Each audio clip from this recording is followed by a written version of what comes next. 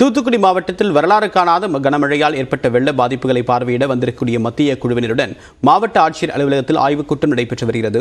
தேசிய பேரிடர் மேலாண்மை குழு ஆலோசகர் PK சிங் தலைமையில் 7 பேர் அடங்கிய மத்திய குழு வந்துள்ளனர். தொடர்பான விவரங்களுடன் நிகரான செய்தியாளர் முரளிகணேஷ், இரண்டாவது முறையா ஏன் ஆய்வு செய்ய வேண்டிய தேவை இருக்கு? தற்போது என்னென்ன மாதிரியான பாதிப்புகளை அவங்க பார்வையிடுறாங்க? அதாவது தூத்துக்குடி மாவட்டத்துல கடந்த 17, 18 ஆகிய 2 தினங்கள் பெய்த கனமழையில தூத்துக்குடி மாவட்டம் முழுவதுமானது வெள்ளத்துல மிகுந்த ஒரு பெரிய பாதிப்புக்குள்ளானது. இந்த வெள்ள பாதிப்புகளை ஏற்கனவே இந்த மத்திய குழுவினர் பார்வையிட்டு சென்றிருந்தாங்க. இவங்க ஒரு நாள் முழுவதும் பார்வையிட்டு இருந்த போது மாவட்டம் முழுவதும் இருக்கக்கூடிய வெள்ள சேதத்தை அவங்களால முழுமையாக பார்வையிட முடியல.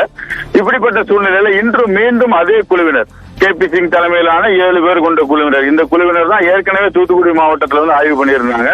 அதே குழுவினர் மீண்டும் தூத்துக்குடிக்கு வந்திருக்காங்க.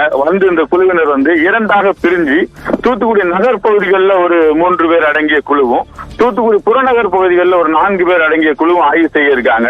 இவங்க முதல் கட்டமா தூத்துக்குடி அரசு மருத்துவமனையில தண்ணீர் புகுந்த பகுதிகளை பார்வையிடுறாங்க. குறிப்பா அந்த கேன்சர் சிகிச்சை அளிக்கக்கூடிய பகுதிகள்லாம் தண்ணீர் நிறைய தேங்கி இருந்தது, அந்த பகுதிகளை பார்வையிட இருக்காங்க. இதனை தொடர்ந்து கருத்த பாலம் அப்படின்னு சொல்லக்கூடிய பக்கில் ஓடை, அந்த தூத்துக்குடியில் இருக்கக்கூடிய வெள்ள நீர் வடிந்து செல்லக்கூடிய முக்கிய ஓடை அந்த பக்கில் ஓடை, அந்த பக்கில் ஓடை ஆய்வு செய்ய இருக்காங்க. இதனை தொடர்ந்து அதிக அளவுல கிட்டத்தட்ட 3 அடி அளவுல தண்ணீர் தேங்கி இருந்த முத்தம்மாள் காலனி, ஆதிபராசக்தி நகர் இந்த பகுதிகளை ஒரு குழுவினர் பார்வையிடுறாங்க.